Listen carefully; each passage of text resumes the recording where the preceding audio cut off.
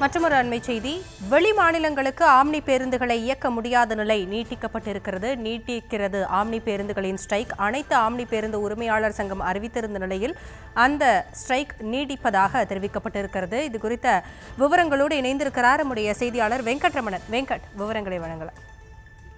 வணக்கம். கடந்த 7ஆம் தேதியிலிருந்து கேரளா, கர்நாடகா ஆகிய மாநிலங்களுக்கிடையே ஆம்னி பேருந்துகள் இயக்க முடியாத நிலையிலே தற்பொழுது வரைக்கும் அந்த மாநிலங்களில் பேருந்துகள் இயக்கப்படவில்லை என அனைத்து ஆம்னி பேருந்து உரிமையாளர் சங்கத்தினர் அறிக்கை வெளியிட்டிருக்கிறார்கள்.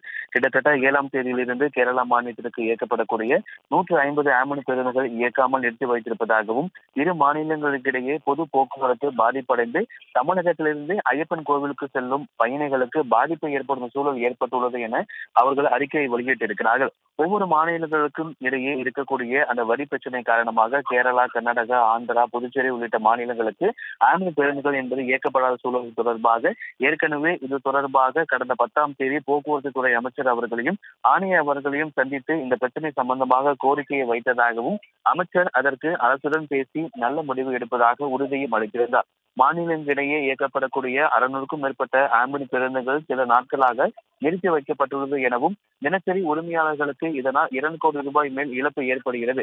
இதனால் 7000த்திற்கும் மேற்பட்ட பணியாளர்களையும் சேர்ந்து 10,300 மேற்பட்ட பேருந்துகள் சபரிமலைக்கு செல்ல இருப்பதால் 10,000த்திற்கும் தொழிலாளர்கள் பாதிப்படைந்திருப்பதாகவும், வரும் வாரங்களில் கேரளாவுக்கு தினசரி 300 பேருந்துகளுக்கு மேல் சபரிமலைக்கு செல்ல இருப்பதால் முன்கூட்டியே அரசின் விவகாரத்தில் உரிய நடவடிக்கை எடுக்க வேண்டும் என கோரிக்கை விடுத்திருக்கிறார்கள்.